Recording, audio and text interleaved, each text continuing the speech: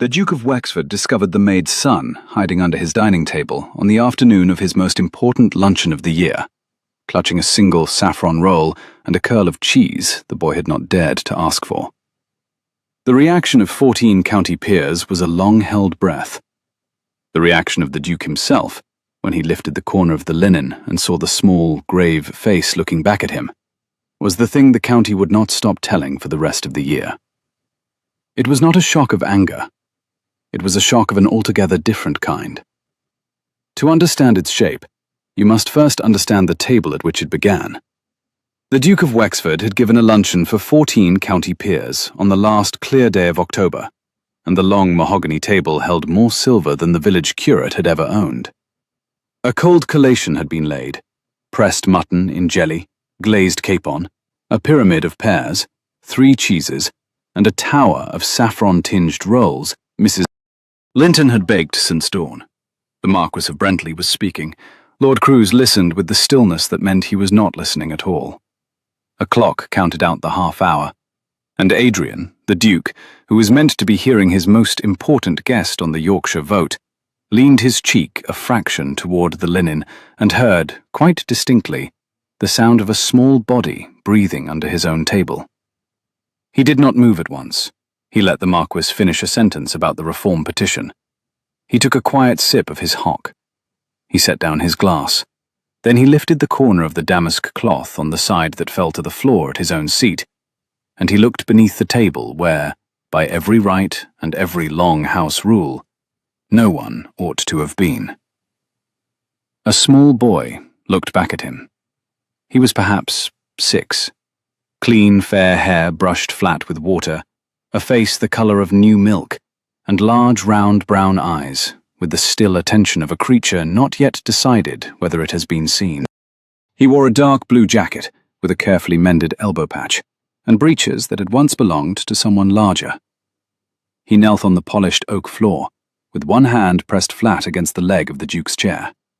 In the other, he held one of Mrs. Linton's saffron rolls. A small pale curve of cheese had been pushed into it. He had not bitten it. He had only been holding it, waiting, the Duke understood at once, for the right moment to begin. The Duke of Wexford had been told a great many things in his life.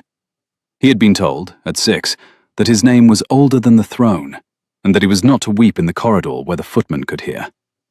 He had been told, at 12, that a duke's house was a place for great men, and not for small ones.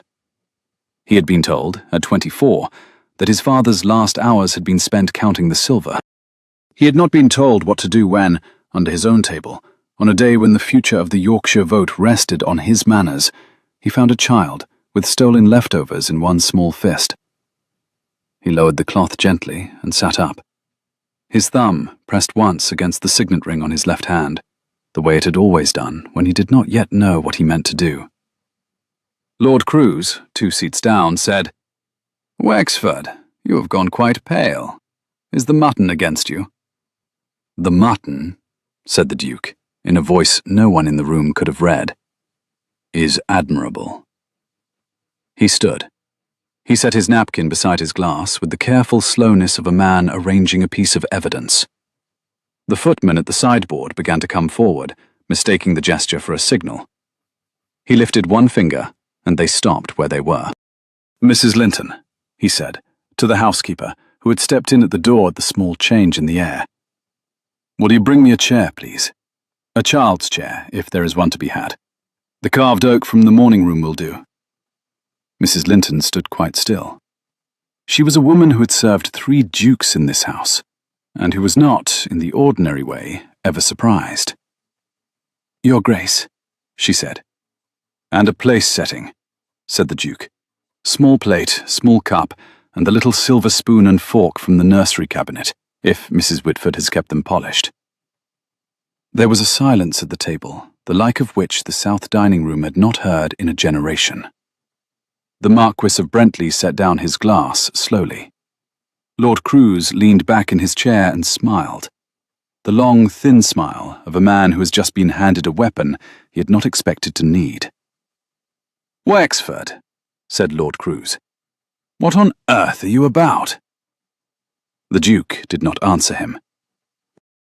He had crouched, with the grace of a man who has been taught from boyhood that the body of a duke does not bend except in the saddle, and he had lifted the corner of the cloth again. He held out one steady hand to the child beneath the table. "You may come out," said the duke quietly. "There is room." The child did not come at once. He looked first at the offered hand, and then at the great length of the table above it, and then back at the offered hand.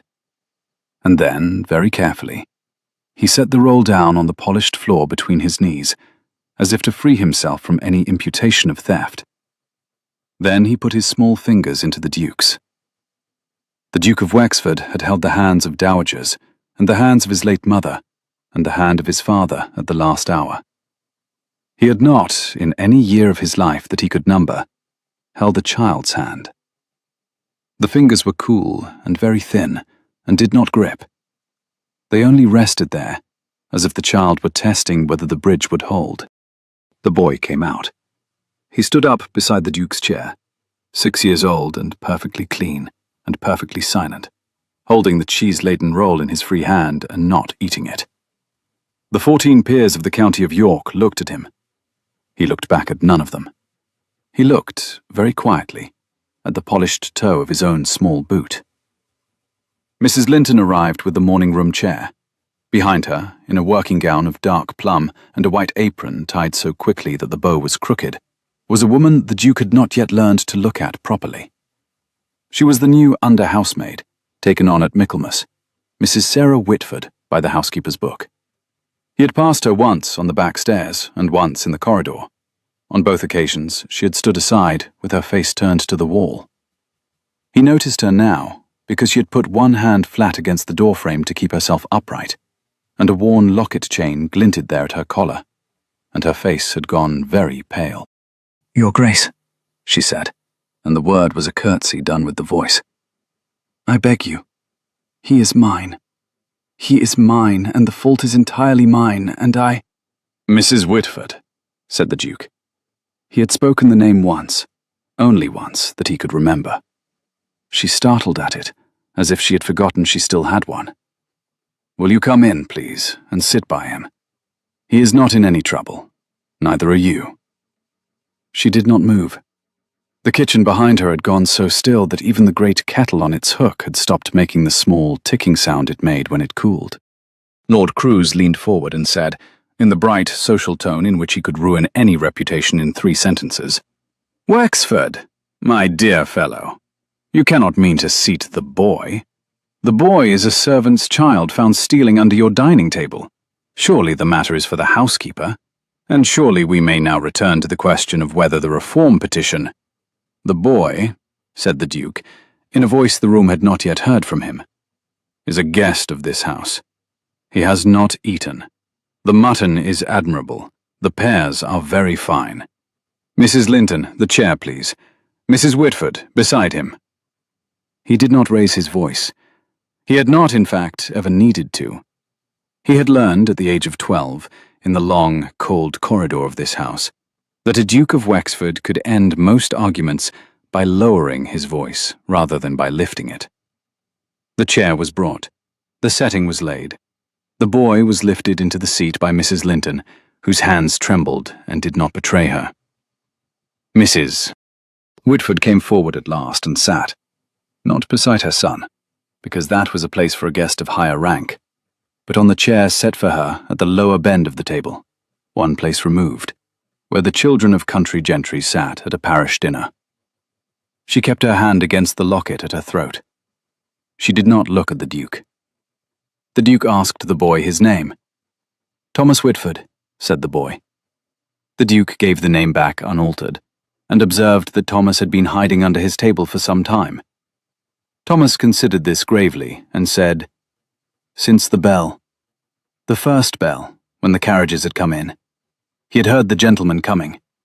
He had not yet had his dinner. The servants' dinner came after the guests, and the saffron rolls had smelt, he said, of the sun. He had thought he would only take one.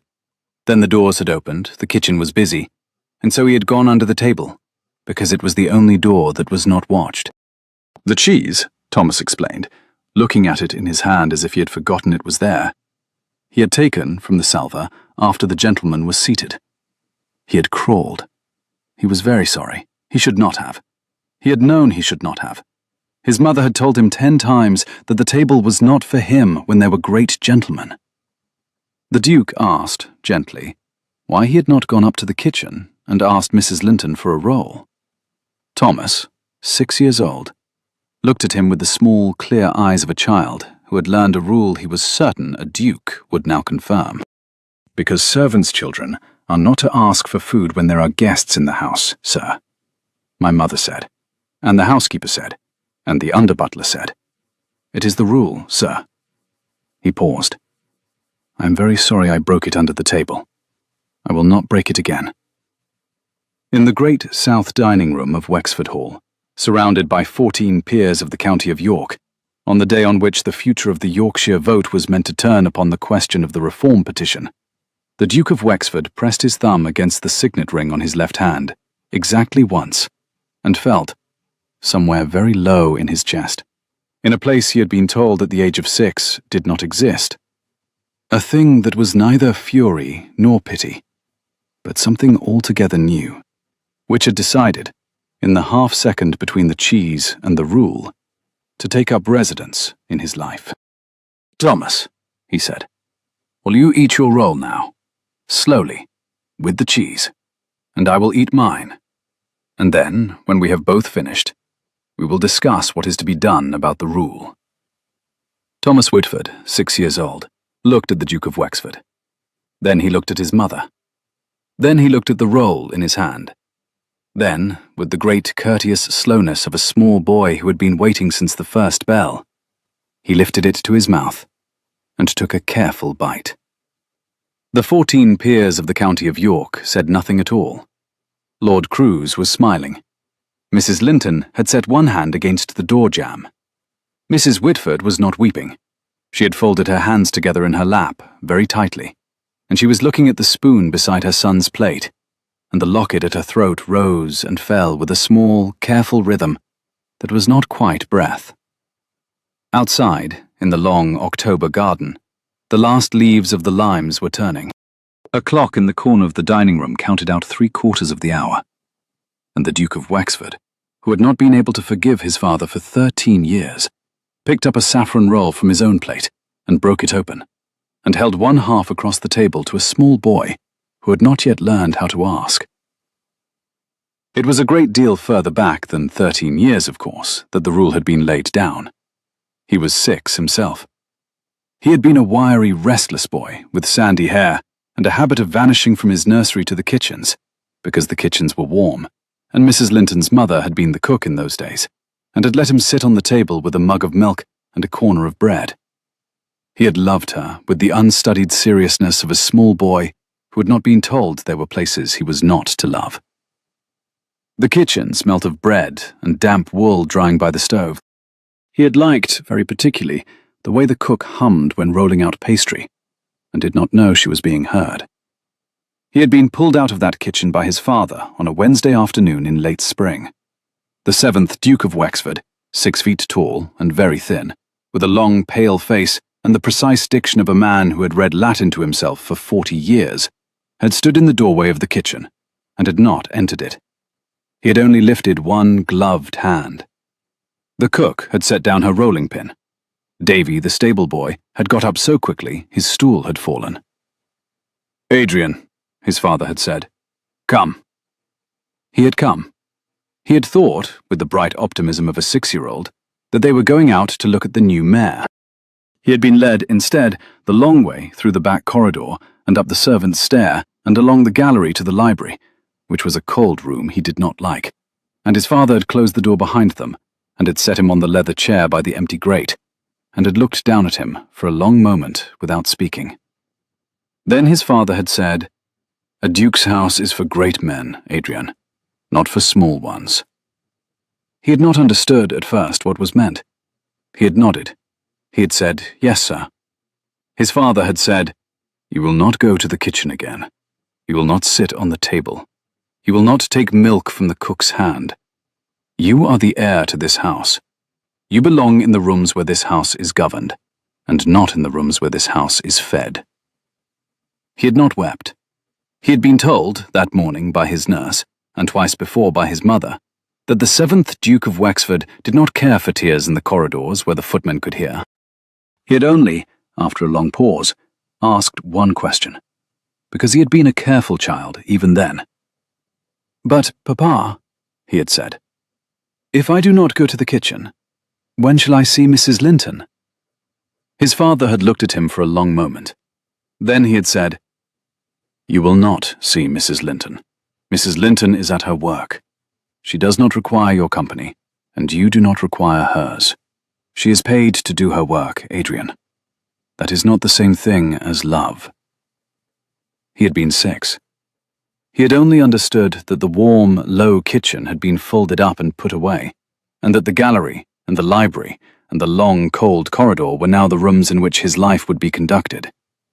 He had gone back to the nursery. He had not, after that day, eaten in the kitchen again. He had learned to press his thumb against the signet ring on his left hand when his father said something he was not permitted to answer aloud. The 7th Duke of Wexford was 11 years in the family vault. The kitchen smelt of saffron rolls again on the day 14 peers were to be entertained, because Mrs. Linton, daughter of the cook who had once given Adrian half a roll with butter, had decided, without consulting anyone, that they would. The boy under the table had been pulled out from beneath the polished mahogany at 20 minutes past 1. The library, 4 corridors away, was empty and cold, and had been empty and cold for 11 years. It was the rule that had broken him, not the theft, the rule. He had sat back down at his own table. He had finished his half of the saffron roll. He did not look at his father's portrait above the sideboard. "Thomas," he had said again, after a time, "when you have finished, will you tell me, please, who taught you the rule?" Thomas swallowed his bite with great care. "My mother, sir, and Mrs. Linton, and the under-butler. They all said it." "And before them?" Thomas considered. "I do not know, sir. It is the rule. I think it has always been." "Yes," said the Duke. "I think it has always been. I do not think anyone living in this house remembers when it began. I should like, after our luncheon is finished, to discover where it lives, so that we may decide whether it shall continue." Lord Cruise, who had been turning his glass between his fingers, said into the carefully empty air, "Wexford, a house cannot be governed by sentiment. The rule exists for very good reasons. The servants must have their place. The guests must have theirs. The children of the servants, and I say this kindly, my dear fellow, because you are clearly under some strong feeling at the moment, the children of the servants are not, in any house I have ever entered, expected to sit at the table beside their betters. It is not, I venture, a question of charity. It is a question of order." "Cruise," said the Duke pleasantly, "if I require your view on the order of my own table, I shall ask for it. In the meantime, would you be so good as to pass the salver?" The Marquis of Brentley, who had been the senior peer in the room and the most powerful in Yorkshire, and the man whose vote on the reform petition was the single most important political fact of the autumn, set down his glass with the slow, deliberate care of a man who had decided something. He picked up his spoon and tapped the side of it once against his cup. The room turned to him. "Wexford," he said, "I should like to know what is the matter with this household, that a child has hidden under the table for an hour to eat a single roll. I shall not interrupt your luncheon, but before I take my leave, I shall like to know the answer. And so, I think, shall every man at this table." The Duke inclined his head. "You shall know it, my lord. I shall know it first. Then you shall know it. Cruise, the salver, if you please." Lord Cruise, smiling, passed the salver. He passed it with the particular smiling slowness of a man who had begun, in the half-second between the cheese and the rule, to compose a letter to the court journal in his head. The luncheon continued. Thomas Whitford ate his roll with the cheese. He ate, after that, a slice of pressed mutton, cut very small by his mother, and a pair quartered for him by Mrs. Linton. He drank a quarter cup of small beer mixed with water. He did not, at any point, speak unless spoken to. When he had finished, he laid his hands flat on the cloth on either side of his plate and looked at the Duke with the polite stillness of a guest who had been very well brought up and who had only had to be reminded that morning that he had been very well brought up. Mrs. Whitford did not eat. Her hands were set together in her lap and had not moved. Once, very briefly, she lifted her eyes and met the Duke's across the table. The locket chain at her throat caught the light. The Duke saw that her eyes were the dark green of the river in winter, that she had been very beautiful once, and was still very beautiful, and that she was holding herself, by an effort of will he could feel from his own chair, exactly upright in front of 14 peers of the county of York. After the cloth was removed, and the gentlemen were left with their port, Mrs. Linton had been instructed, very quietly, that there would be no port served in front of the boy, and the gentleman had been moved instead into the small green saloon for it. The Duke walked his guests as far as the gallery door. The Marquis of Brentley paused there. He set his hand on the Duke's sleeve for a moment. "Wexford," he said. "My lord?" "I have known your house for 40 years. "Yes, my lord." "I knew your father." "Yes, my lord." "He would not have lifted that cloth." The Duke considered this. He had been told, in one form or another, all his life. "No, my lord, he would not." "You did?" "Yes." The Marquis looked at him for a long moment. Then he said, in a voice that was meant to be heard by no one else, and was therefore softer than his usual one, "I have not yet decided how I shall vote, Wexford. But I have decided that I shall listen to you when you write to me about the petition. That is more than I had decided 2 hours ago. Good afternoon to you." Lord Cruise lingered in the doorway. He said, very pleasantly, "Wexford, charming luncheon, memorable even. You will permit me to say, only because we have known each other since Eton, that you have made a mistake today which you will spend the next 6 months unmaking. The county is small. The talk will be quick. A servant's child seated at the Duke's table, and the Duke himself crouching to lift the cloth. It is not the kind of story that quiets itself. I shall do what I can, but I cannot, in conscience, refrain from noting it where it must be noted." The Duke answered that he would write Cruise's kindness in the book. Lord Cruise laughed once, lightly, as if at a witty remark, and went out. The gallery door closed behind him. The corridor was empty. The Duke of Wexford stood for a moment, with one hand against the cold wood. Then he turned, and walked back down the gallery, and went not into the library, but into the morning room, because that was where the small carved oak chair lived, in which a child had eaten a saffron roll, and that was the room in which, by some quiet decision he had not yet allowed himself to name, the rest of the afternoon was now to be conducted. Mrs. Whitford was in the morning room. She was standing by the window seat with her son's hand in hers. She had been about to take him out by the back stair. She turned at the sound of the door, and her face went very still, the way it had gone in the dining room doorway, and her free hand rose to the locket chain at her throat. "Your Grace," she said. "Mrs. Whitford." Your Grace, I shall give you my notice this hour. I shall be out of the house by morning. I shall take Thomas to my sister at Beverley. I shall not impose upon—" "Mrs. Whitford." "Your Grace, please, I beg you, do not require me to—" "Mrs. Whitford, sit down, please." She did not sit. She did, however, stop speaking. Thomas, beside her, looked from one adult to the other with the careful neutrality of a small boy who had learned that adults sometimes negotiated above his head, and that it was wiser not to interrupt. The Duke, who had taken the chair across from the window seat and set his hand flat on the carved arm of it, said he did not want her notice. He wanted, if she would permit, her account, beginning with how long she had been in this house. 5 weeks, she answered. 3 years at Knaresborough before that, she added when he asked. And before that? She did not answer at once. Her knuckles on the window frame had gone white. Before that, she said after a moment. She had been the wife of an officer in His Majesty's 23rd Foot. Her husband had fallen at Salamanca. She had been left with her boy and a small pension, which, when exhausted, had become a smaller pension which had been exhausted in turn. She had taken service at Knaresborough. She had come to Wexford on Mrs. Linton's recommendation, with the housekeeper's word that the boy might be kept quiet and never be a nuisance. She had failed in that.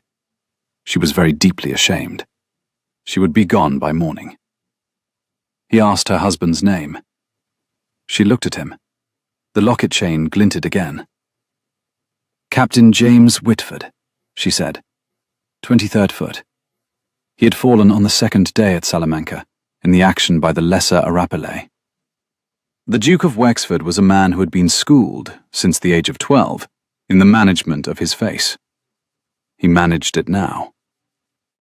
Captain James Whitford of the 23rd Foot, he said quietly, who had carried Lord Henry Sefton off the field of the Lesser Arapalet when Lord Henry's horse had been killed under him. She stared at him. She did not seem to be able to find a word at first.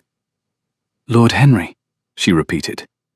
His brother, the Duke confirmed. His brother had written of her husband from Spain, he told her then. The family had the letter still. Captain Whitford had brought Henry in across 200 yards of musket fire, and had then gone back, against the orders of his colonel, for a young ensign of his own company. He had not, the letter said, come back the second time.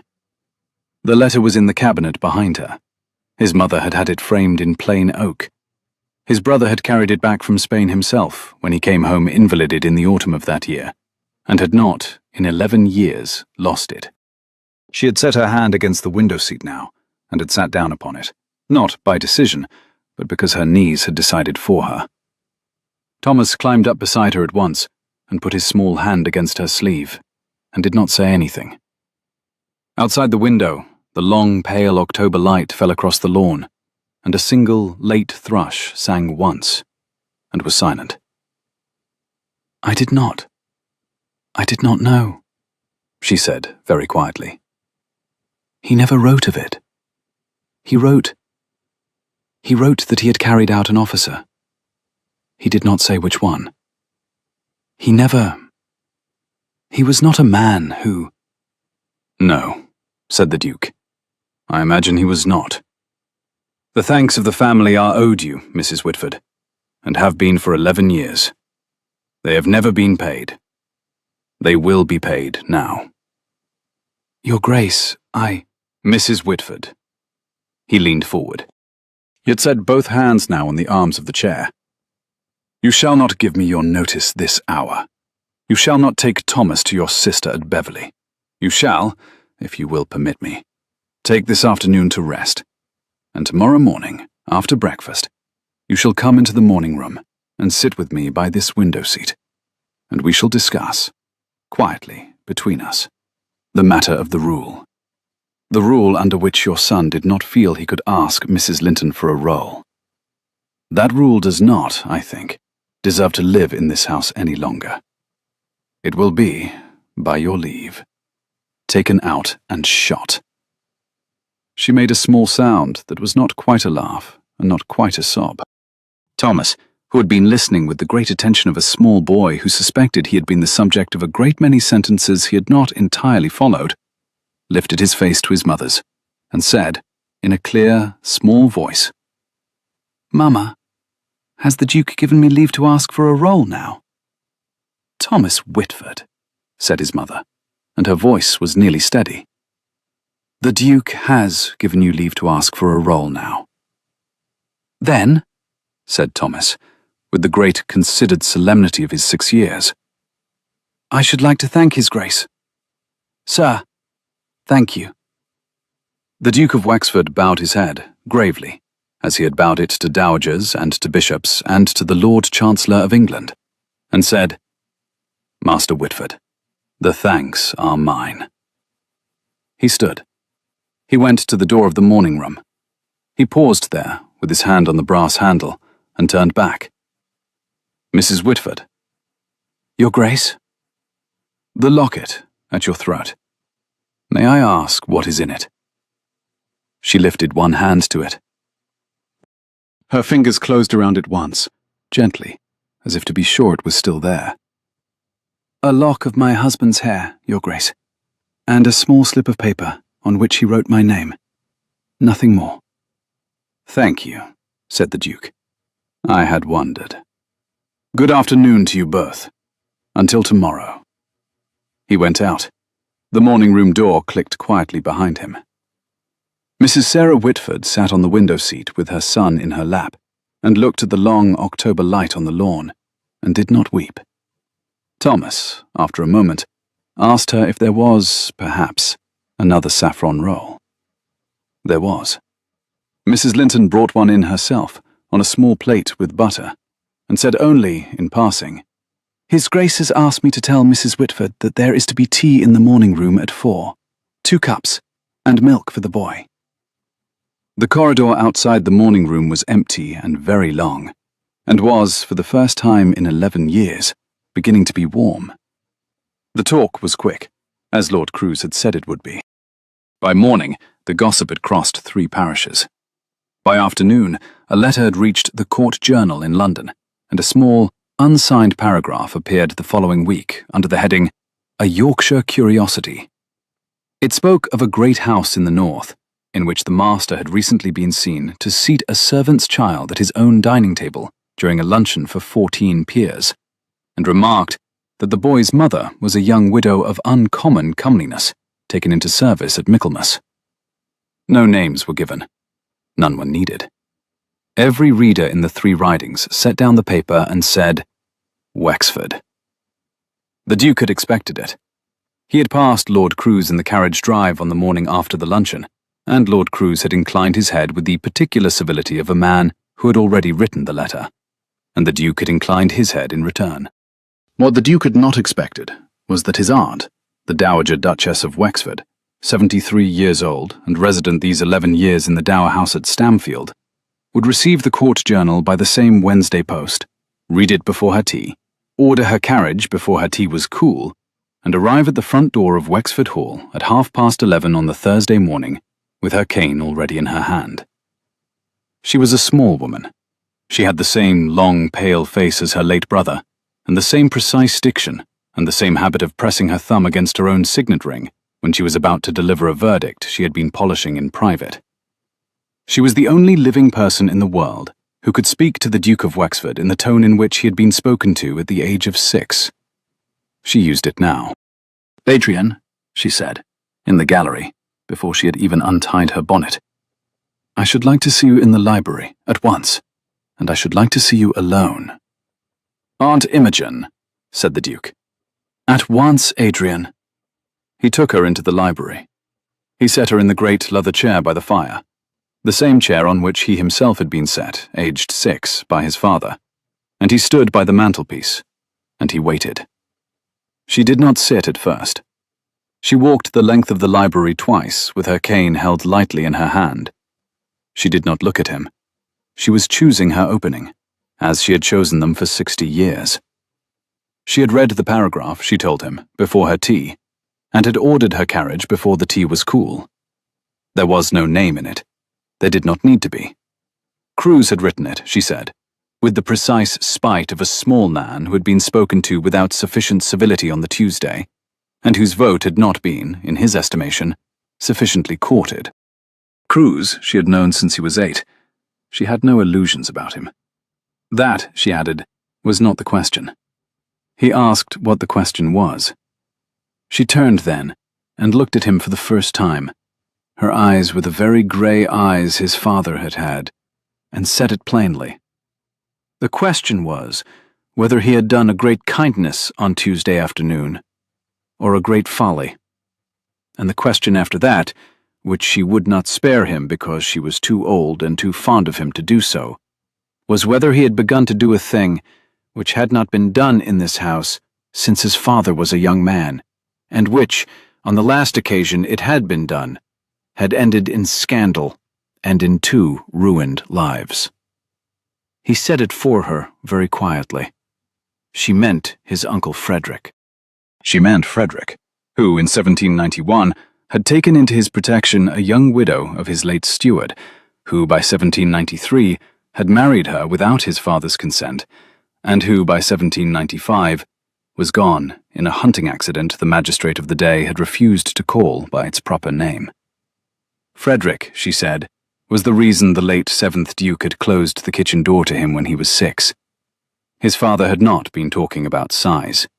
He had been talking about Frederick. The Duke set his hand against the mantelpiece. He had not known this. He had been told since boyhood that his Uncle Frederick had fallen from a horse, and that the matter was not discussed. His father, the Dowager said, had been afraid Adrian would love a cook and marry her, as Frederick had married his widow. He had been a frightened man, dressed in dignity. He had closed every door in this house that he was afraid of, and had taught Adrian to call the closing of them order. He had been wrong. She had known it for 40 years and had not said so. She said it now. But he was not wrong to be afraid, Adrian. There is a difference. The Duke did not speak. He was looking at the small, carved curl at the top of the cane resting against his aunt's chair. Cruz, she went on, was going to make a thing of this. He had already requested an audience with her for Friday afternoon. He would suggest that the Duke had done in 1819 what Frederick had done in 1791, not because he believed it, but because he knew it was the one line that would cut. In the next fortnight, he would oblige them to choose between 2 answers. One would quiet him, the other would not. She had come to ask which of the 2 he meant to give. The Duke was silent for a long time. The fire spoke in the grate. The clock on the mantelpiece, which had been wound by the same butler for 40 years, counted out a small, precise series of seconds. He spoke, at last, of the letter framed in the morning room. It was from his brother Henry, written from a field hospital in Spain in the autumn of Salamanca, and spoke at length of a Captain James Whitford of the 23rd Foot, who in the action by the Lesser Arapile had twice ridden out into musket fire, once to carry Henry off the field, and once to bring in a young ensign of his own company, and who had not returned the second time. His mother had framed the letter in plain oak. It had hung in the morning room these 11 years. The woman in service in this house, he told her then, the under-housemaid taken on at Michaelmas, was Captain Whitford's widow. Her son was that captain's son. They were the family of the man who had carried Henry off the field at Salamanca, and who, the second time, had not come back, for a boy of 17. The pension she had been paid had been exhausted these 3 years. She had been in service since. She had not asked anything of this family. She had not known, until the afternoon before, that the officer her husband saved was his brother. The Dowager set her hand flat on the curl of the cane. He had, she said then, in the question of how this was to be answered, 2 duties. One was to the name. The other was to that letter in the morning room. They were not, on this occasion, in conflict. They had only been put in conflict by Cruz, who had no business with either. She set out the practical course in plain order. He would write to her solicitor in Lincoln's Inn before the morning was out, instructing the drafting of an annuity for the widow of Captain James Whitford in such terms as a regimental gratuity ought to have been paid 11 years ago. He would arrange that a small property, the cottage at Ravensgate, be made over to the boy in trust until his majority, and he would draft a public letter to be carried by her hand to the court journal, naming Captain Whitford, naming the action at the Lesser Arapile, naming what was owed, and by whom. The paragraph would be answered. It would not be answered with denial. It would be answered with a fact. Cruz could not quarrel with a fact. That, she said, was one of the 2 answers. Was he going to give her the other? The Duke looked at her.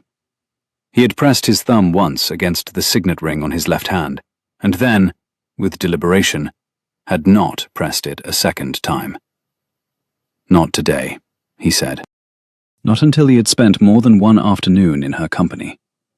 He would not, he thought, learn that lesson again from Cruz. Whatever the second answer was, he would not let Cruz name the date of it. The Dowager Duchess of Wexford looked at her nephew for a long moment. Then she rose from the leather chair by the fire. She tapped her cane once against the parquet.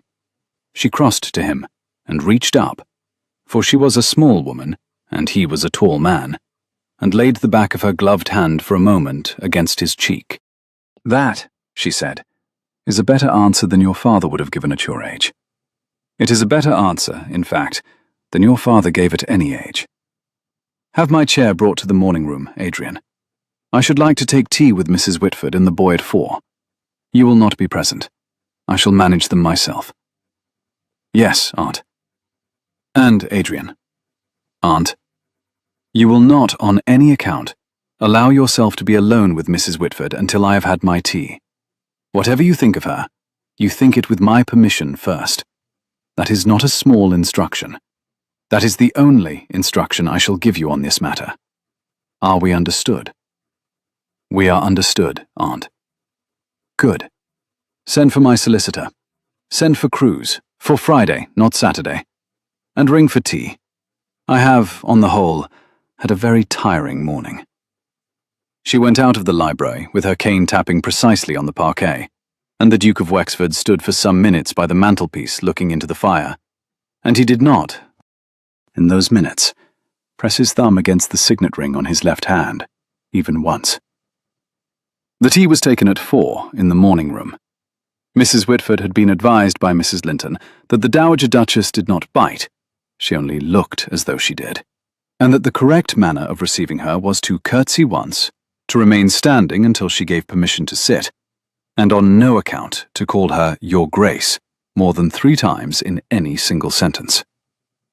Thomas had been brushed and his collar straightened, and had been told by his mother that he was not to ask for a saffron roll without being offered one first, and that if the Dowager spoke to him directly, he was to answer her once, clearly, and not again. The Dowager arrived in the morning room at 5 minutes past 4. Her cane preceded her. She inspected the carved oak chair in which Thomas had eaten his roll the day before. She inspected the window seat. She inspected, with a particular small movement of her head, the framed letter in plain oak which had hung on the wall above the writing desk these 11 years. Then she sat down. She poured her own tea, which was a thing she had not allowed any hostess to do for her in 40 years. She said, "Mrs. Whitford, sit down, please. Boy, come here." Thomas came. He stood beside her chair with his small hands folded behind his back, as a 6-year-old subaltern stands before a regimental colonel, and waited. The Dowager asked his name, and he gave it. She asked his father's name, and he gave that too, with the rank and the regiment. She asked where the man had fallen, and Thomas, 6 years old and very steady, said Salamanca, by a hill his mother called the Lesser Arapile, which he had not seen because he had not yet been born. He had been born, he added, in the November after. The Dowager studied him a long moment. She said he had his father's face about the eyes. She asked Mrs. Whitford whether anyone, in 11 years, had told her so. Mrs. Whitford answered very quietly that there had not. The Dowager said there was now. The boy was directed to the window seat. Mrs. Whitford was instructed to sit, to answer the questions, to eat the lemon cake Mrs. Linton had brought, and not to interrupt. The matters, the Dowager said, were the late captain's pension, the cottage at Ravensgate, the schooling of the boy, and the manner in which the Duke was to be permitted to behave for the next 14 days. The tea lasted an hour and a half. Thomas, on the window seat, ate half a piece of lemon cake and watched the rooks circle the elm at the bottom of the long lawn, and did not interrupt once. Mrs. Whitford answered the Dowager's questions, when they were put to her, with the careful, steady voice of a woman who had been a captain's wife and had not forgotten how to be one. The Dowager poured a second cup of tea. The Dowager poured a third. The clock counted out the half hour, and then 5, and then past. The light in the morning room went from pale gold to deep gold, to the slow rose of an October dusk. At the end of the hour and a half, The Dowager set down her cup. She said, "Mrs. Whitford, I shall be plain. You will not be dismissed. You will not be made a guest. You will be made, by Christmas, the tenant of the cottage at Ravensgate, with an annuity sufficient for yourself and the boy. The arrangement will be public. The county will know within the fortnight. Captain Whitford will be named in the court journal by Monday's post. The boy will go, when he is of age, to my late husband's old school, at the family's expense. Are these arrangements acceptable to you?" Mrs. Whitford had set her hand against the locket at her throat. She began to call the arrangements kindnesses. The Dowager corrected her. They were not kindnesses, but payments, 11 years late. The house was not in the habit of being generous. It was in the habit of being honest. The arrangement would begin at Christmas.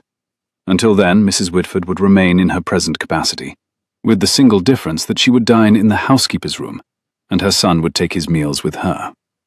She was not, at any time, to sit at the Duke's table without the Dowager's prior knowledge. There was one further matter, the Dowager added, and it was the Duke himself. He was 28, she said, and had not in his life looked at a woman for longer than 3 minutes. She had measured. He had looked at Mrs. Whitford the previous afternoon for the better part of half an hour. She did not yet know what to do with that fact. She would know within the fortnight. Until she knew, Mrs. Whitford was not on any account to allow herself to be alone with him. If he sought a private interview, she was to direct him to the housekeeper's parlour, where the Dowager would be. Mrs. Whitford had gone the colour of paper held too close to a fire. She began to say she had given the Duke no reason. The Dowager cut her off. She had not. He had given the Dowager reason, on his own account, without her participation, and what reason it was, the two of them would work out between them.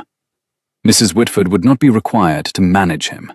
The Dowager would manage him, that being the one thing she was, in fact, good at. The cake, the Dowager declared, had been admirable. Then she called the boy. Thomas came. The Dowager looked down at him. She set one gloved hand for a moment on the top of his fair head. "You will, in time," she said, "learn that there was a man called your father, and you will learn what he did at Salamanca, and you will, I think, be very proud of him. In the meantime, you will be 6. You will eat your saffron rolls in the kitchen when you wish. You will not hide under tables. If you are hungry, you will ask. The rule is changed. Do you understand?" "Yes, Your Grace," said Thomas. "Good. Mrs. Whitford, good afternoon." The Dowager went out. Her cane tapped down the gallery. The carriage rolled out of the drive at 5 o'clock precisely. The morning room was very quiet. Mrs. Whitford sat for a long time on the window seat with her son in her lap and looked at the framed letter in plain oak on the wall above the writing desk. And after a great while she got up, very steadily, and crossed to it, and read it for the first time since she had come to the house. She did not weep. She had not wept in 11 years, and she was not going to begin now. But she stood for a long time, with her hand against the plain oak frame, and Thomas, who had climbed down from the window seat and was standing at her elbow, looked up at her after a time and said, quite seriously, "Mamma, is that Papa's name on the paper?" "Yes, Thomas." "Did Papa do a brave thing?" "Yes, Thomas. Papa did a very brave thing." "For the Duke's brother?" "For the Duke's brother." "Then," said Thomas, with the considered solemnity of his 6 years, "I am very glad we came to this house." Mrs. Whitford set her hand against the locket chain at her throat. The locket rose and fell once, with a small, careful rhythm, but was not quite breath. "Yes," she said, "I am very glad we came to this house." In the long gallery outside the morning room, the Duke of Wexford had been standing for some minutes without entering, because he had heard the Dowager's cane go, and the morning room door not quite close behind her, and because he had been told by his aunt that he was not to be alone with Mrs. Whitford until she had taken her tea. The tea was now drunk. The Dowager was gone. He could, by the strict letter of the instruction, enter. He did not. He stood at the long window at the gallery's end and watched the carriage roll down the drive between the limes. He had been told today, by his aunt, that his father had closed the kitchen door because of Frederick. He had been told that Frederick was the shape of his father's fear. He had been told that the 7th Duke had not known any coat to put on except dignity. He had been told all his life that dignity was the duty of his house. He stood now at the long window and watched the late October light fall across the lawn, and he thought, with a clarity he had not felt in 11 years, that dignity, which was nothing but fear in a borrowed coat, was not, in fact, dignity at all. He turned. He did not enter the morning room. He went instead the long way down the back corridor and up the servants' stair, the way he had been led by his father on a Wednesday afternoon when he was 6. And at the top of the stair, he turned the wrong way, and at the end of the wrong corridor, he opened a door he had not opened in 22 years. It was the kitchen. Mrs. Linton was standing at the deal table with her sleeves rolled up to the elbows, kneading dough on a flowered cloth, exactly as her mother had once stood and kneaded, with a small boy sitting on the corner of the table, swinging his legs. She looked up. She did not start. She said only, with the long calm of a woman who had served 3 dukes, "Your Grace." "Mrs. Linton." "Will you have a stool, Your Grace?" "I shall, if you can spare one." She fetched a stool from beside the great range and set it by the corner of the deal table. He sat, first as he had sat at 6, with his back very straight and his feet off the ground, and after a moment as a man of 28, with his elbows on the table and his hands folded. Mrs. Linton went on kneading. The kitchen smelt of bread rising and saffron under the cloth on the proving pans. A scullery maid in the corner peeled pears and pretended not to be there. "Mrs. Linton," said the Duke after a time, "your mother used to give me half a roll with butter." "Yes, Your Grace, I remember." His father, he said quietly, had stopped him coming to the kitchen when he was 6. Mrs. Linton answered that she remembered that also.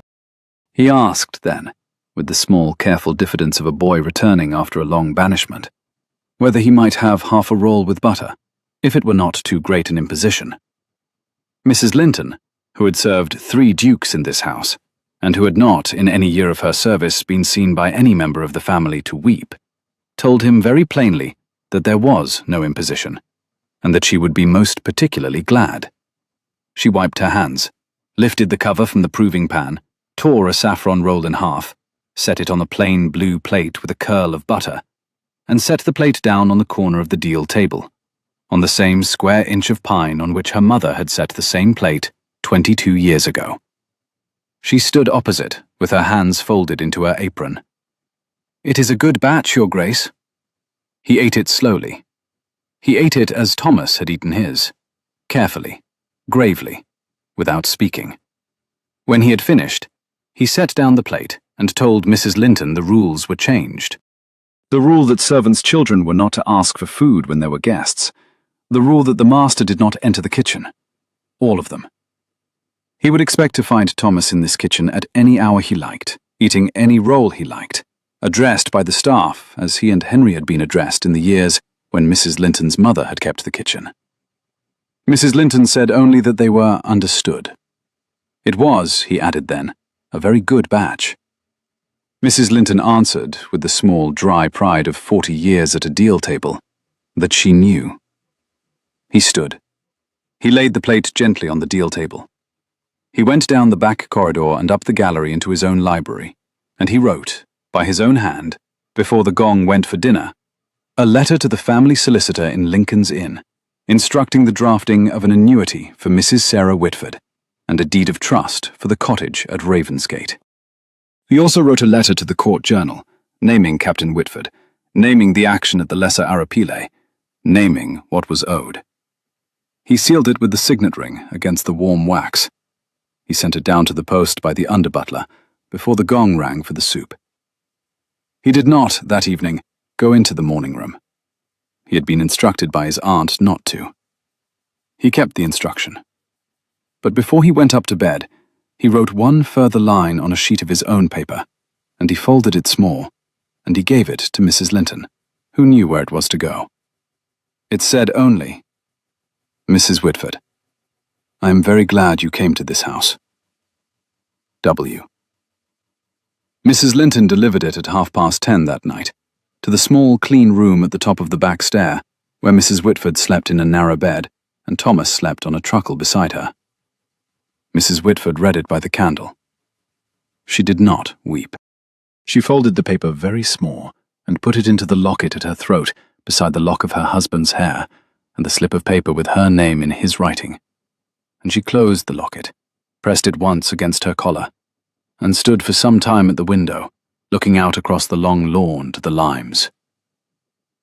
In London, on Friday morning, Lord Crewe opened the Court Journal and read the paragraph the Duke of Wexford had sent down by the under-butler the previous evening. He read it twice. He set the paper down.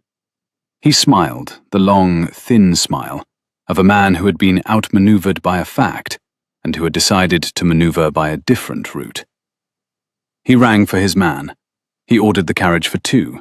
He wrote 3 letters before breakfast, to a magistrate in York, to a clergyman in Hull, and to an editor in London, whose discretion was more reliable than his integrity. He drank his coffee. He went out. The county would, he had decided, hear a different story by Sunday. By the Saturday morning, however, a different story had begun to settle in Wexford Hall itself, which Lord Crewe had not yet heard, and which was not, in fact, the kind of story that travelled by post. It had begun on the Friday at 10, when the Duke had come out into the back garden with a book under his arm and had found Thomas Whitford sitting cross-legged on the stone bench by the espaliered pears, trying to read a small, battered Spanish primer Mrs. Whitford had carried in her box from her late husband's effects. Thomas had been turning the pages with the careful concentration of a small boy who had been told the book had been his father's. He had looked up at the Duke and had stood, because he had been taught to stand, and he had set the book very precisely on the bench beside him. "Sit down, Thomas," the Duke had said. "We are out of doors. The rules of the gallery do not apply to the espaliered pears." Thomas had sat. He had folded his small hands in his lap. He had looked at the book, and then at the Duke, and then back at the book. It was, Thomas explained, his father's Spanish primer. He did not yet read Spanish, but he knew 3 words: sí for yes, no for no, pan for bread, and his mother knew a little more. The Duke asked to be taught the 3, and Thomas, after a moment's careful consideration of whether the Duke was making a joke, taught them gravely, one by one. The Duke repeated each word with the seriousness of a man memorizing a treaty. When the Duke asked how one said "thank you" in Spanish, for Thomas's father would have known, the boy could not say. He would ask his mother. Then they would ask her together, said the Duke, at the proper time. He had sat on the stone bench beside the boy, in the long, pale October light, and the 2 of them had gone through the primer at the speed of the slowest reader. Mrs. Whitford had come out at 11 with a basket of mending, and had seen them there, and had stopped at the corner of the path with her hand against her apron. She stood quite still for a long moment before moving on. The Duke had not seen her. Thomas had. He only mentioned it once she had gone in, leaning a fraction closer to the Duke's elbow. That Mamma had seen, and that, by the long, careful judgment of a 6-year-old who had learned to read his mother's silences, she had not minded. The Duke of Wexford set his hand for a moment on the small, fair head of the boy beside him, and thanked him for the great help he had been. By the Saturday morning, the routine had set. Thomas had taken his bread in the kitchen at 7. Mrs. Whitford had carried up the brasses by the kitchen door at 8. The Duke had come down to the morning room at 9 with a small stack of Henry's letters from Spain, which he meant to open in Mrs. Whitford's company. The Dowager had sent word she would call at tea-time. The under-butler had been instructed that the children of the servants were to be addressed by their Christian names, and that any child of any servant was, at any hour, to be permitted a roll from the proving pan upon asking. Mrs. Whitford came into the morning room at 9:10. She had Thomas by the hand. She had set her hand at the locket at her throat, as she had done at the dining room doorway, but she had not, on this morning, looked at the floor. She had looked, for one long, careful second, at the Duke. Then she had curtsied.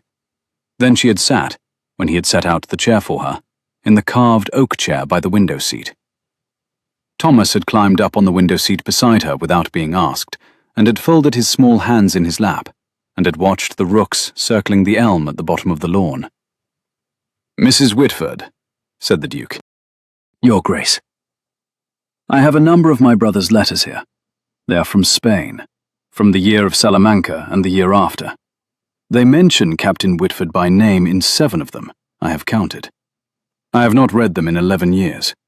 I thought that perhaps we might read them together, if it does not pain you too greatly."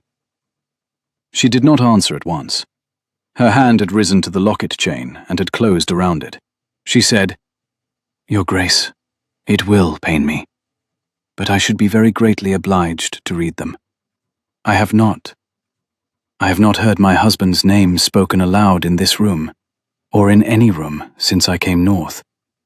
I should like, if I may, Thomas to hear it."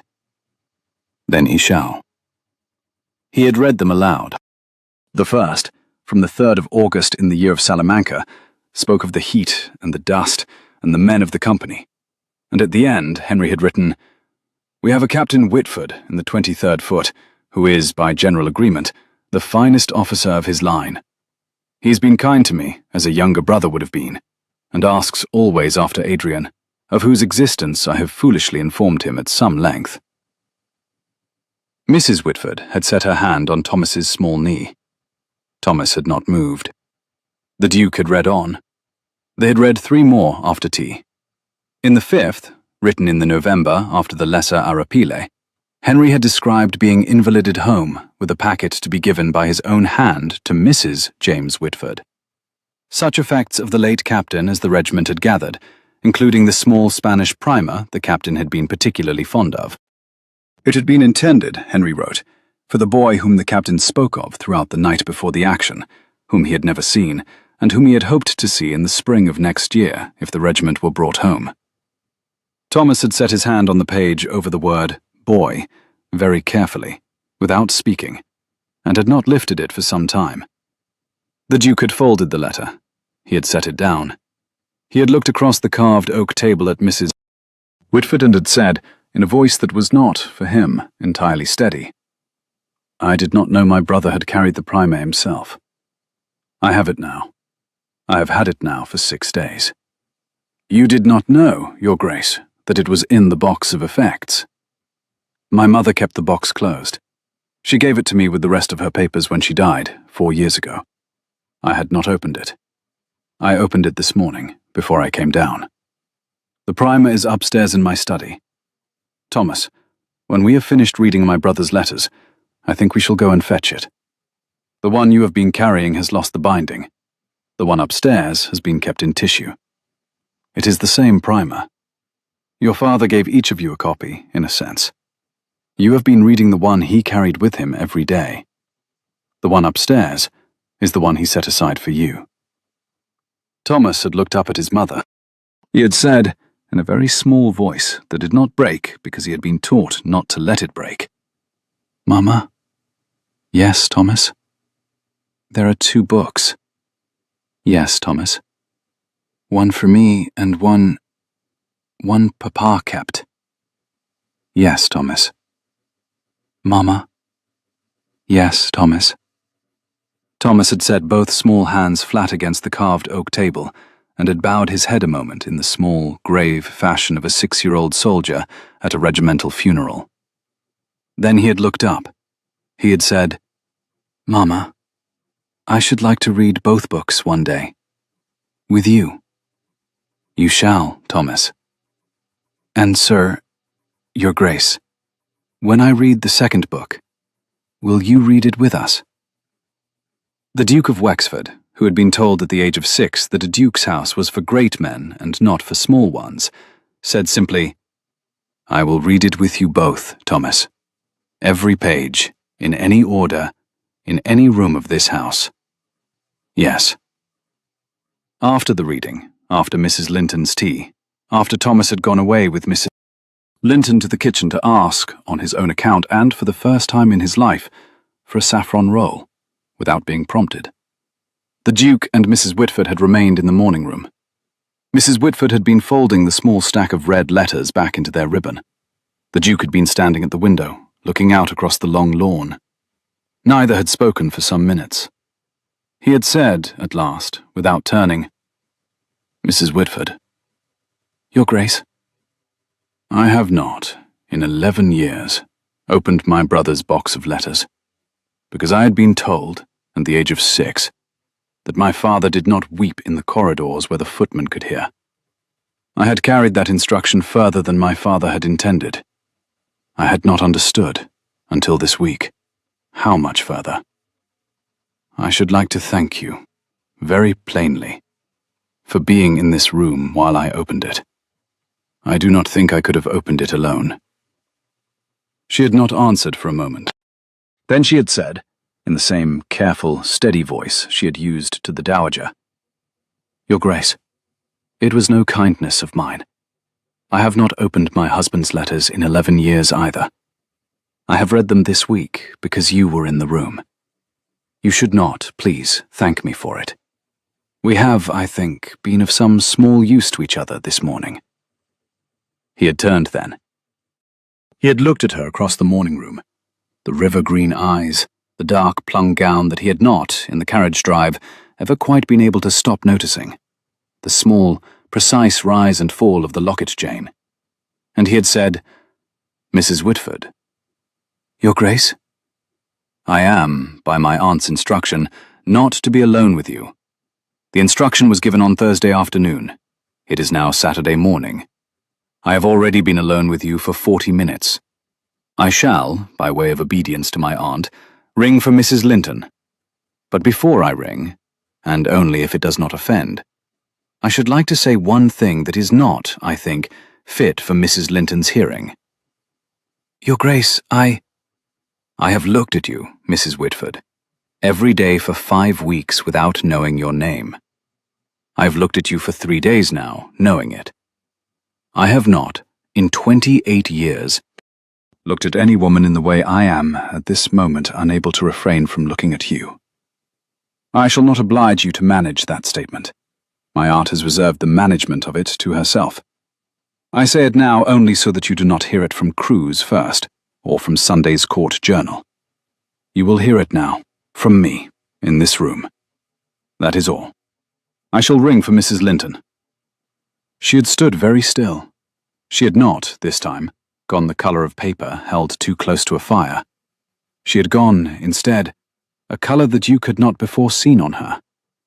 A colour very close to the warmth of saffron, under a cloth at the moment before it goes into the oven. She had set her hand on the back of the carved oak chair as if to steady herself, and had said, in a voice that was not, for her, entirely her own, "Your Grace, I have heard you. I shall hear your aunt also. That is all I can, in honour, say at this moment. Please ring for Mrs. Linton." He had rung. Mrs. Linton had come in within half a minute, as if she had not been entirely on the other side of the morning room door.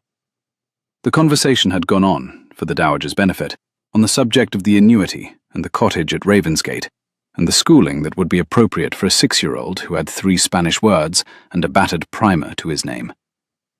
Mrs. Linton had stood by the writing desk and had pretended, with very great civility, that the conversation she was overhearing was entirely the one being conducted. At the end of it, Mrs. Whitford had risen, had curtsied, had laid one hand for a moment on the framed letter in plain oak above the writing desk, as a person might lay a hand on a stone at a parish boundary, and had gone out. Mrs. Linton had remained. She had looked at the Duke for a long, careful moment over her folded apron. "Your Grace." "Mrs. Linton." "Your aunt has instructed me to be standing exactly where I am at exactly the moment at which you rang." "Yes." "I have, Your Grace, in my fashion, also reserved an opinion on this matter." "You have?" "I have, Your Grace. I shall not share it. I shall only say that I knew your father, your mother, and your Uncle Frederick. I had an opinion on each of them. It is the privilege of housekeepers to have such opinions and not to say them. I shall keep this one also. I shall say only that I have not, in 3 dukes of this house, seen one of them stand at the morning-room window with that particular slope to the shoulders. It is a slope I had thought I might not live long enough to see. Will that be all, Your Grace? Mrs. Linton. Your Grace. You make me, sometimes, very glad your mother was the cook in this house. I am very glad, Your Grace, that my mother was the cook in this house also. Will that be all? That will be all, Mrs. Linton. She had gone. The morning room was very quiet. The Duke had stood for some minutes more by the long window, looking at the limes on the lawn, and pressing his thumb gently against the signet ring on his left hand exactly once. Not in apprehension this time, but in the slow, steady way of a man taking a measurement. The Sunday morning brought, with the first post, the second paragraph in the court journal. It had not, this time, been written by the Duke. It had been written by an editor in London, on the strength of the 3 letters Lord Cruise had sent on the Friday. The paragraph was longer than the first. It named no names. It spoke, with the polished neutrality of fine linen, of a certain great house in the north. The same house, the paragraph noted, which last week was the subject of a curiosity concerning a child found under the table, in which a great deal of unsuitable feeling appeared, it was reported, to be passing between the master of the house and a young widow in service. The paragraph did not, as the first had done, raise the question gently. It raised it sharply. It noted the precedent of an earlier scandal in the same family 3 decades ago. It noted, with great civility, that the Dowager Duchess had been seen to take tea with the widow on the Thursday, which, the editor felt able to remark, could only be interpreted as the family's acknowledgement that the matter had advanced beyond what could be ignored. The Duke read it before breakfast. He folded the paper. He set it down on the breakfast tray with the precise, quiet care of a man arranging a piece of evidence. He did not, for a moment, speak. The under-butler, Mr. Brent, had brought up the paper. He stood by the door. Mr. Brent. Your Grace. Mrs. Whitford has seen this. She has not, Your Grace. The kitchen does not see the court journal before the morning room has done with it. Good. The kitchen will not see this number, Mr. Brent. Burn it. Yes, Your Grace. And, Mr. Brent. Your Grace? Tell Mrs. Linton, please, that there is to be an additional precaution today. Mrs. Whitford and Thomas are not, at any time during the day, to leave this house unaccompanied. Not into the village, not to the church, not into the gardens beyond the kitchen wall. Mrs. Linton is to find some reason that does not alarm them. I do not want them to know, yet, what has been written. Yes, Your Grace. Send to the Dowager at Stamfield. Ask her to come, please, before luncheon. Yes, Your Grace. The Dowager arrived at 20 minutes past 11. She had already read the paragraph. She had brought her cane and her solicitor's clerk and an air which the gallery had not seen on her in 7 years. She did not, this time, go into the library. She went straight into the small green saloon, closed the door behind her, and set her cane against the writing desk. Cruise, she said in one word, had gone further than she had supposed he would. She had expected the second paragraph. She had not expected the line about Frederick. The county would read it before nightfall, the clergy on Monday, the magistrate at York on Tuesday. They had at most 3 days before Mrs. Whitford heard of it through some chambermaid's kindness or a passing village child. She would, when she heard, do precisely what she had done in the morning room on the Tuesday afternoon. Offer her notice, take the boy, and go. They had, between them, this morning, to decide what was to be done before she heard. The Duke replied that he had already given orders she was not to leave the house unaccompanied today. That, the Dowager said, gave them until tomorrow morning. She sat then on the small green sofa, her hands folded on the curl of her cane, and looked at her nephew across the saloon. She had asked him, on Thursday afternoon, whether he was going to give her the other answer, He had said he would not give it that day. It was now the Sunday. Was he going to give it her now? He did not, this time, hesitate. Yes, Aunt. Then give it. I mean to marry her. The dowager was silent for a long moment. The fire spoke in the grate. The small green saloon held its breath. Then she said, very quietly, Adrian, you have known her 3 days. I have looked at her aunt for 5 weeks. I have known her 3 days. I have read my brother's letters in her company for 2 hours. I have watched her sit on a window seat beside her son, and lay one hand on the page of a Spanish primer over the word that named him. I have looked into a face which has not wept in 11 years, and which is not, in fact, going to weep, and has not asked anything of this family. I have asked of myself, in the 4 days since the luncheon, whether the feeling that came down in me between the cheese and the rule was the feeling my father feared, or whether it was the feeling my Uncle Frederick had been seized by, or whether it was something altogether other than either. And I have decided that it is something altogether other than either. I shall marry her, Aunt, if she will have me, and I shall do it before Christmas, and I shall do it in the parish church of Wexford-le-Moors, and I shall do it with your blessing if you will give it me, or without it if you will not. I tell you so plainly because I love you, and because I do not, in this house, intend to keep secrets from you of any kind. The dowager looked at him. She set one gloved hand for a moment to her own throat, in the place where, on a thinner, younger neck, the high collar of a 1791 gown had once fastened with a small carved button.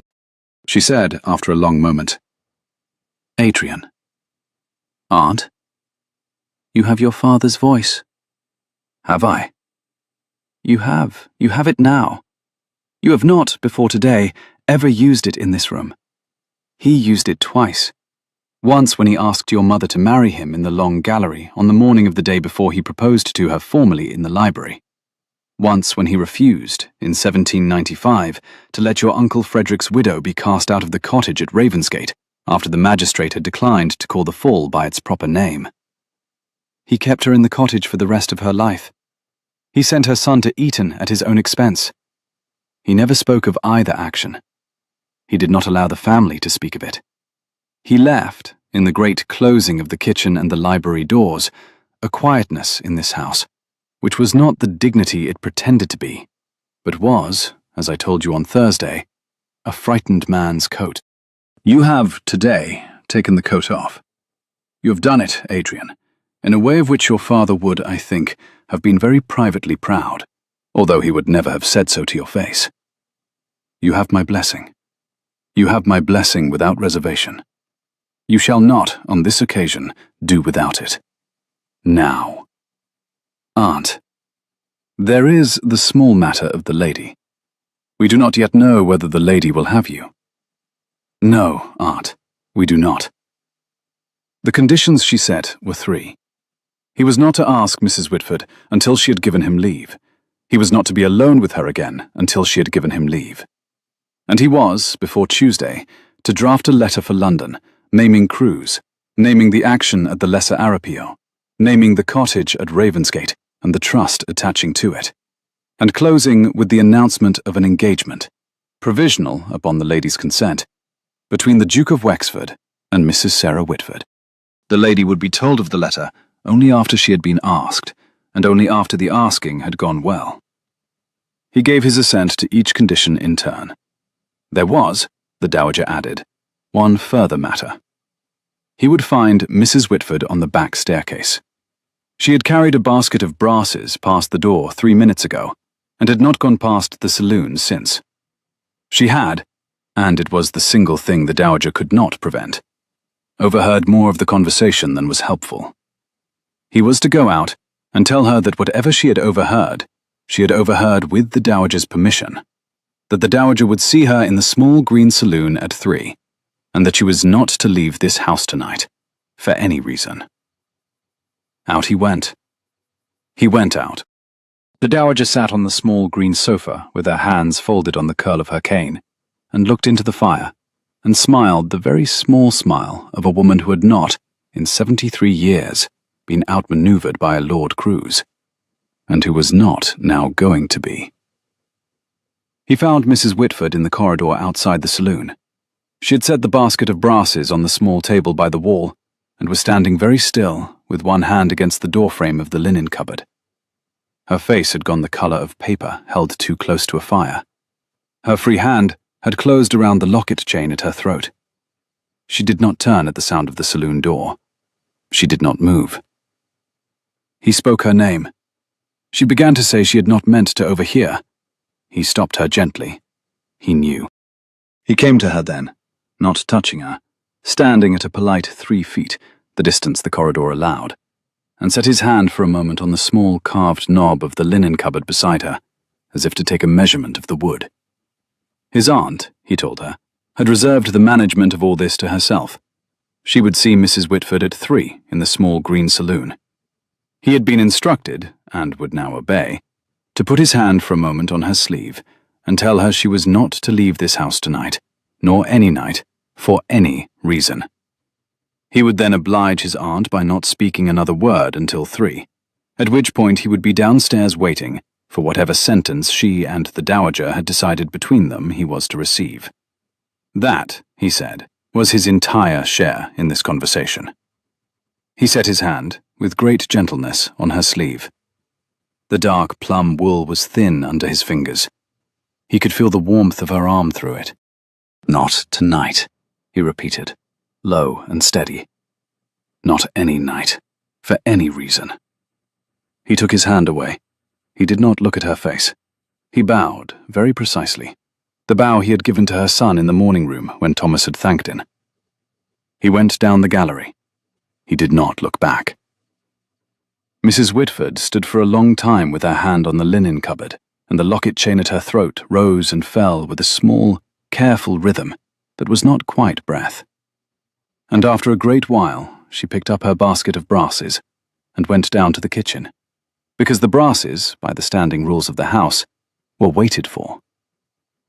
At 3 o'clock, in the small green saloon, the Dowager Duchess of Wexford spoke to Mrs. Sarah Whitford for 37 minutes by the clock. The Duke was not present. Mrs. Linton was not present. The solicitor's clerk was not present.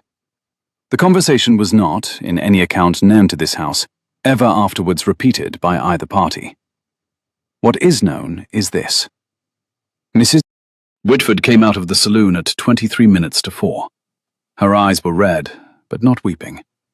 Her hand was at the locket at her throat. She walked, not quickly, to the morning room, sat at the carved oak table, and sat in great quietness for the better part of half an hour. At 4, the Duke came in. He did not sit. He said simply, "Mrs. Whitford, I have been instructed by my aunt to put one question to you, in her presence, on Tuesday at this hour. Before Tuesday, I am to leave you alone with this room and with this letter." He laid a letter on the carved oak table between them. It was sealed with his own seal. It was addressed to her. "It is not the question," he said. "The question will be put on Tuesday. This is a letter I have written, by hand, at 3 o'clock this afternoon, in my own study, for you only. You will read it now, or this evening, or in the morning, or on Tuesday morning, as you prefer. You will not be required to answer it. The question will come from my mouth on Tuesday. Until then, I shall not speak of any of this again. Good afternoon, Mrs. Whitford." He went out. The morning room was very quiet. Mrs. Whitford did not move for some minutes. Then she lifted the letter. She turned it over in her hands. The seal, the Wexford seal, the lion couchant under a coronet, caught the late afternoon light. She broke it, very carefully, with her thumbnail. She read the letter. She read it 3 times. The third time, with her hand against the locket chain at her throat, she set it down on the carved oak table and stood up, and walked once round the morning room, and stopped at the framed letter in plain oak above the writing desk, and stood looking at her late husband's name in her late brother-in-law by Salamanca's handwriting. And after a long time she said aloud, in the very quiet voice of a captain's wife who had decided something, Yes, James. I think we shall. She folded the Duke's letter very small. She put it into the locket at her throat, beside the lock of her husband's hair, and the slip of paper with her name in his writing, and the small folded note that Mrs. Linton had brought up by candle on the Thursday evening. The locket would not quite close.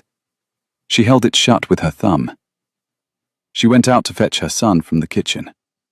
The Tuesday did not, however, arrive in the manner the Dowager had planned for it. On the Monday morning, at 9:10, a magistrate of the East Riding called at the front door of Wexford Hall, with Lord Crews in his carriage and a clerk in attendance, and asked to speak with the master of the house upon a small matter of inquiry.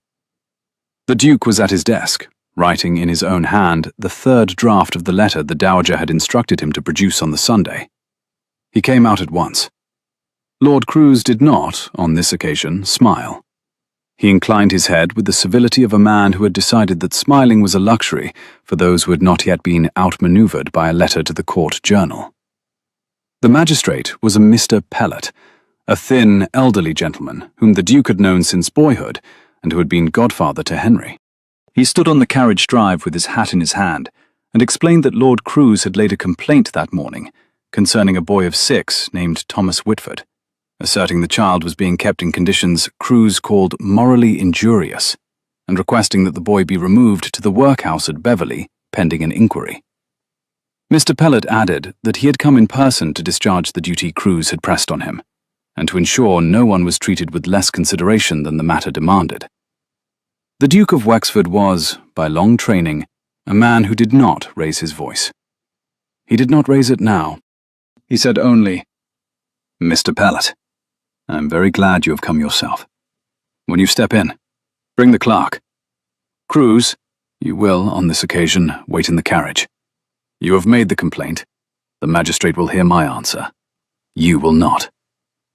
Wexford, you will wait in the carriage, Crews, or I shall send my footman out with instructions which neither of us would, I think, afterwards remember with pleasure.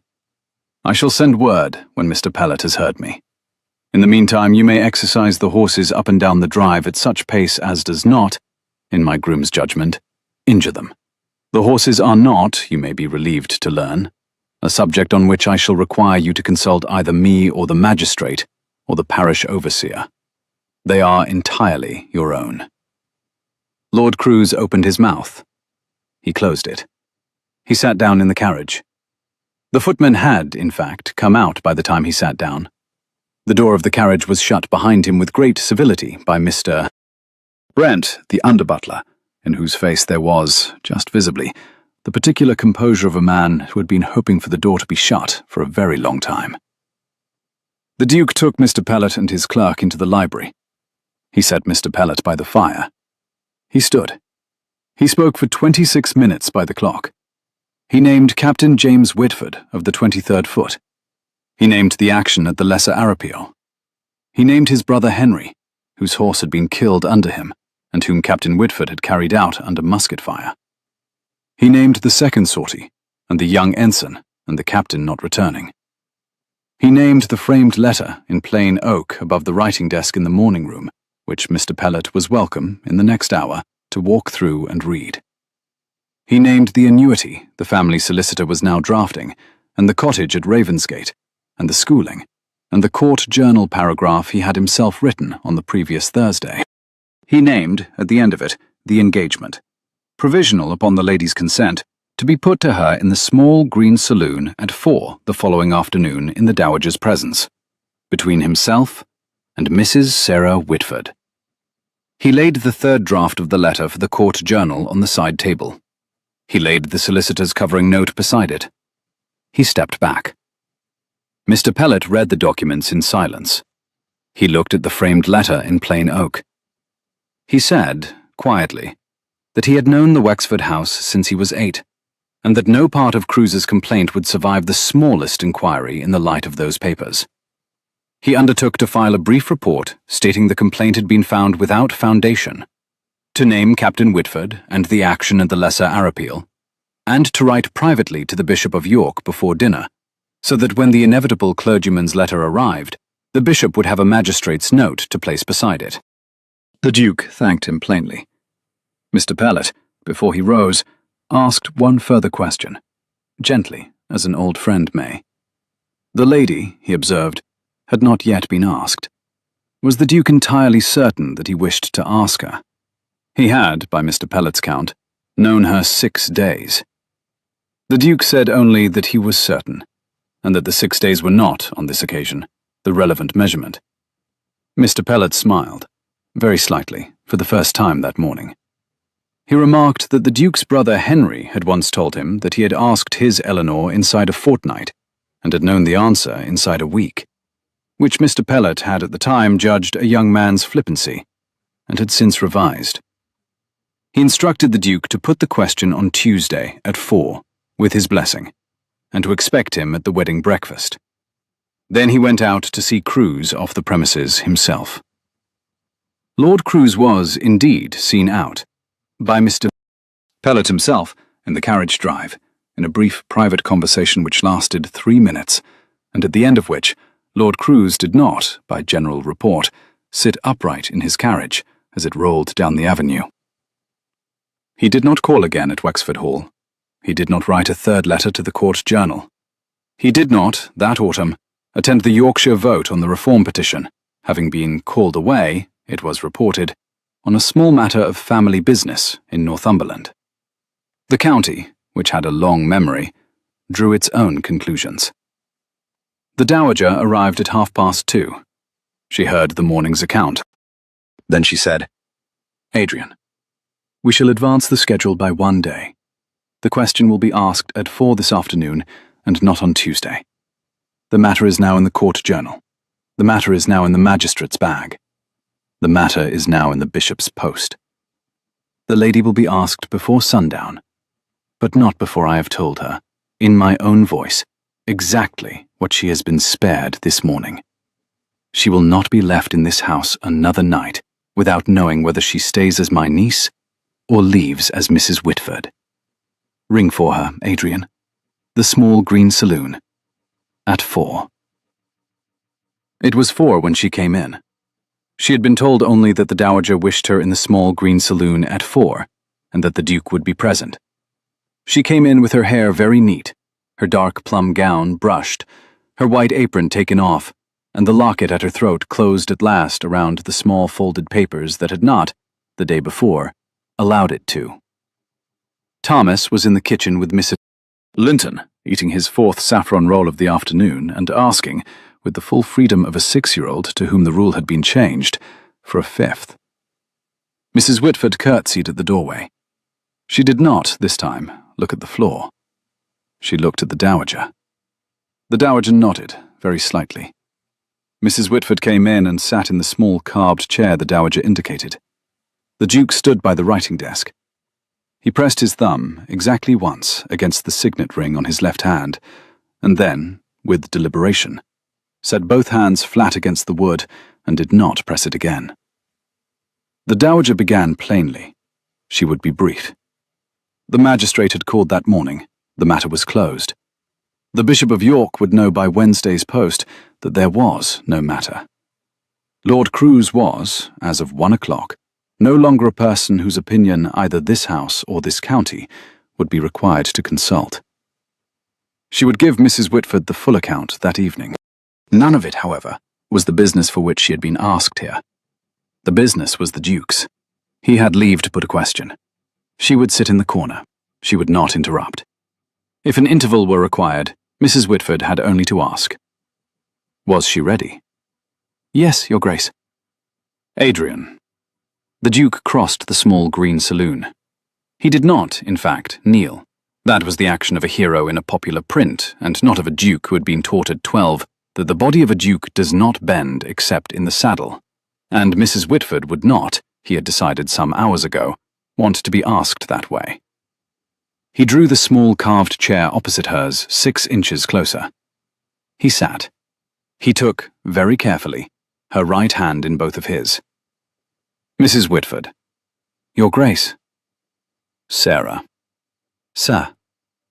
It was the first time she had heard her Christian name from him. It was the first time, also, he had heard the word sir from her, in a register that did not, in fact, sound like a curtsy. The locket chain at her throat caught the late afternoon light. He looked at the river-green eyes, which had not wept in 11 years, and he said, very simply, "Sarah, I am the Duke of Wexford. I am 28 years old. I have been told, since I was 6, that the house I keep is for great men, and not for small ones. I have learned, this week, that I was told this in error. I have been a small man for 22 years. She did not interrupt. She did not move. The fire spoke once in the grate. "I should like, if you will let me, to keep a house in which there are small men and great men in equal numbers, and small women, and a boy of 6, who is at this moment in the kitchen eating his 5th roll, and any other small or great person who is, by happenstance of birth or by accident of arrival, in any way necessary to it. I should like, in the keeping of that house, to have you beside me. I should like to call Thomas Whitford my son in such fashion as the church and the law and the regiment and the Bishop of York will permit me." He paused. He did not, for one breath, take his eyes from hers. "I am asking you to marry me, Sarah, if you will. I know it has been 6 days. I have known you, on the inside of my chest, since Tuesday at 1:20. I shall not ask the question a second time. If you say no, I shall send for the Dowager's carriage and set you and Thomas down in any town in England you choose, with the annuity already in your name, and I shall not trouble you again. If you say yes, you will, I hope, find me steady. I have had, at 28, a great deal more practice at standing still than at speaking. Will you, please?" Mrs. Sarah Whitford, widow of Captain James Whitford of the 23rd Foot, did not answer at once. She set her free hand, very gently, against the locket at her throat.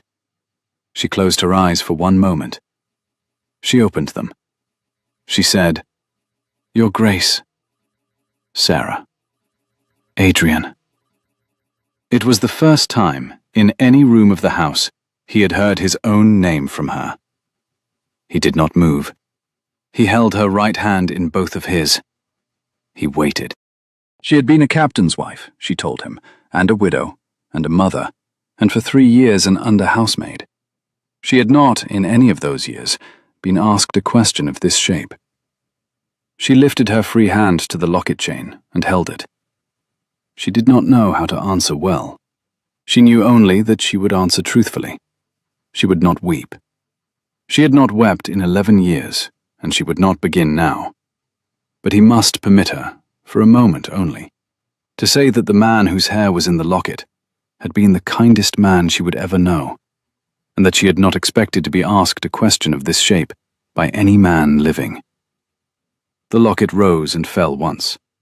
The question, she said, had been asked in such a manner that she was very much obliged to him for the asking of it. She would like, if she might, to keep the locket, and to keep also, if it was agreeable to him, the small note his housekeeper had brought to her on the Thursday by candle. She would not, by the keeping of either, love him the less. She would, if anything, and she did not say this lightly, love him the more. He inclined his head. He did not interrupt. He did not let go of her hand. She had looked at him, she said, on the back stairs, and in the corridor, and in the morning room, and in the dining room doorway, since the Tuesday afternoon, since the cheese and the rule. She did not know exactly when she had begun to look. She knew only that she had been looking. She would, with his permission, go on looking. "Yes, Adrian. I shall marry you. Yes." In the corner of the small green saloon, the Dowager Duchess of Wexford, 73 years old, possessed of the manners of a woman who had not, in any decade, been outmaneuvered, closed her gloved hand once around the curl of her cane, very tightly, and pretended, with very great civility, that the small clear catch she had made at the back of her throat had been nothing more than a small impatience with the lateness of the tea. The Duke of Wexford, who had not for 11 years done anything that a duke was not strictly required to do in the manner he had been taught, lifted Mrs. Whitford's right hand to his mouth and pressed his lips, very gently and very gravely, to the back of the knuckle of her smallest finger. He did not speak. He could not. He did not need to. He set her hand back in her lap. He stood. He went to the door. He opened it.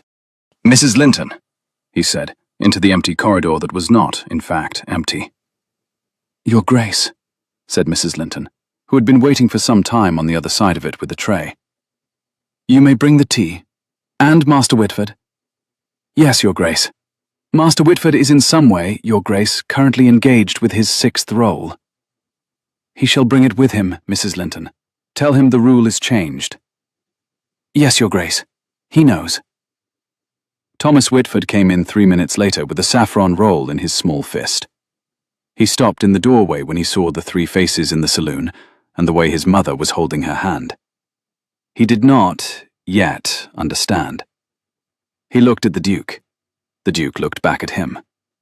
The Duke lowered himself, very gently, to one knee on the carpet, the way one lowers oneself for a young soldier or a small horse. "Thomas." "Sir." "Your mother has, this afternoon, agreed to marry me. We shall be a family. You shall be my son, by every law of the church and the regiment and the Bishop of York that I can arrange, and by the law of this house, from this hour. Are you agreeable to this?" Thomas considered. He considered with the great seriousness of his 6 years. He took one slow, careful bite of his saffron roll. He chewed. He swallowed.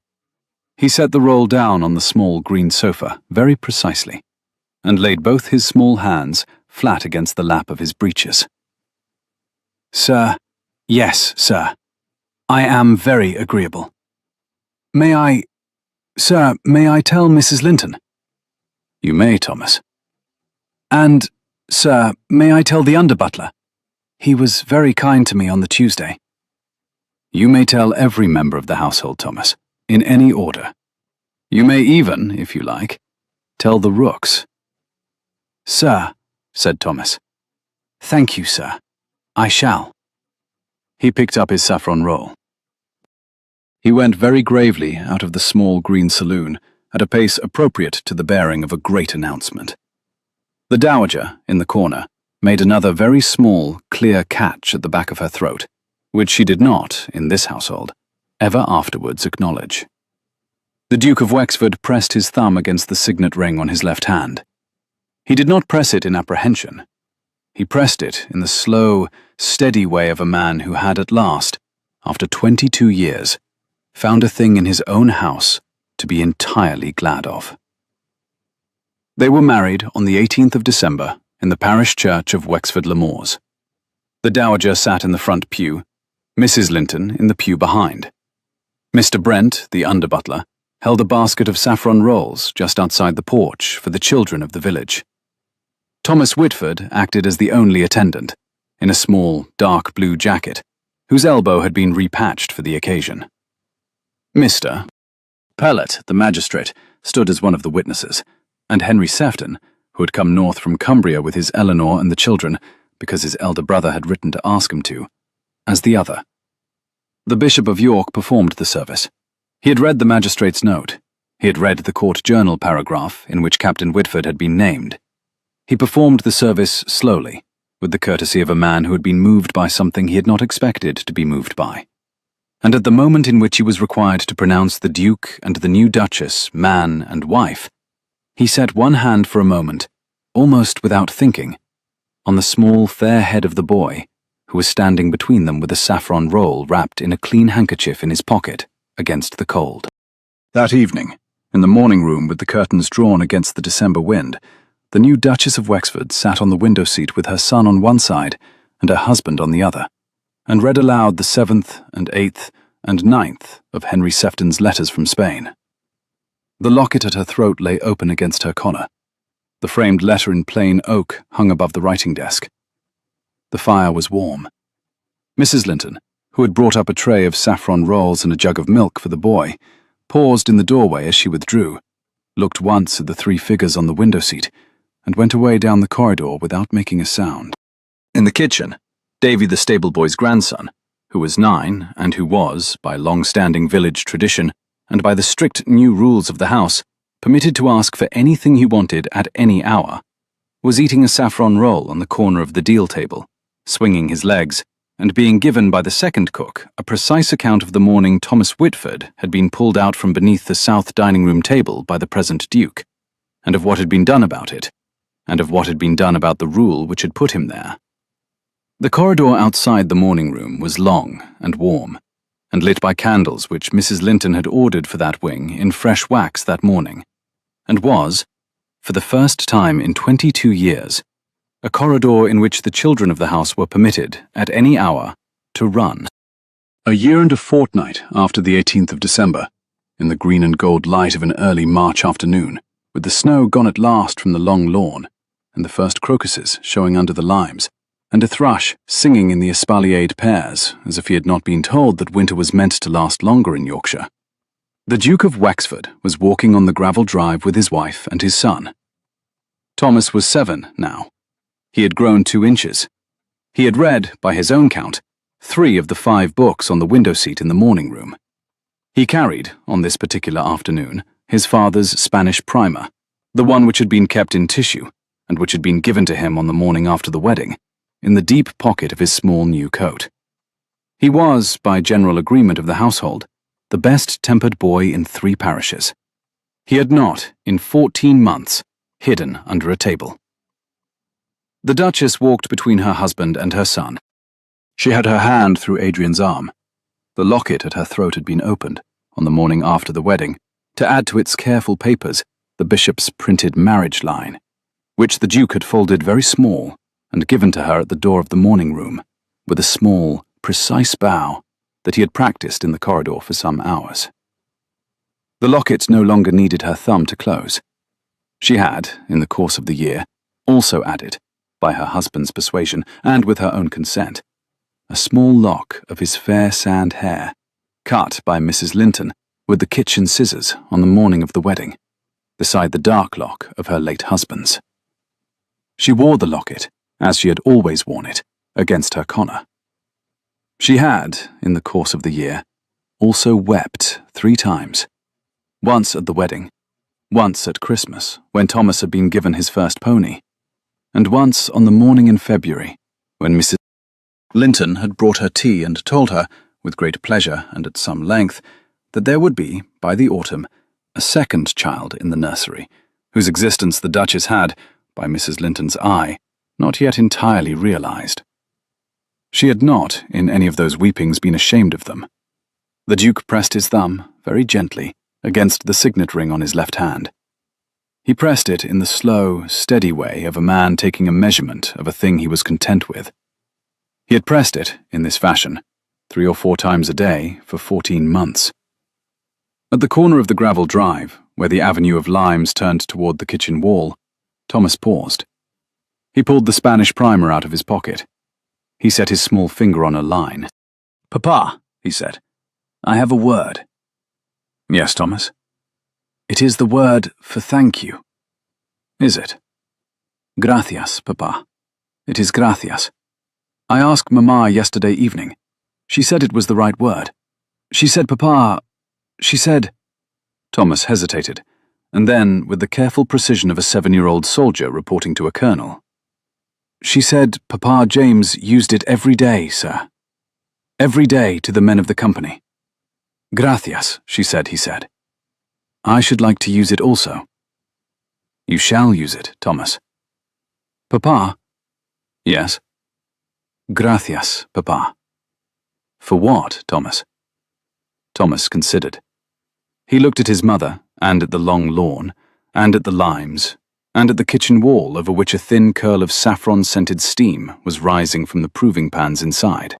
He said, very seriously, "Papa, for all of it, for the table, for the rule, for the second book, for Mamma, for Mrs. Linton, for the kitchen, for the morning room, for the locket, for the pony, for the rooks, for the saffron rolls, for— He stopped.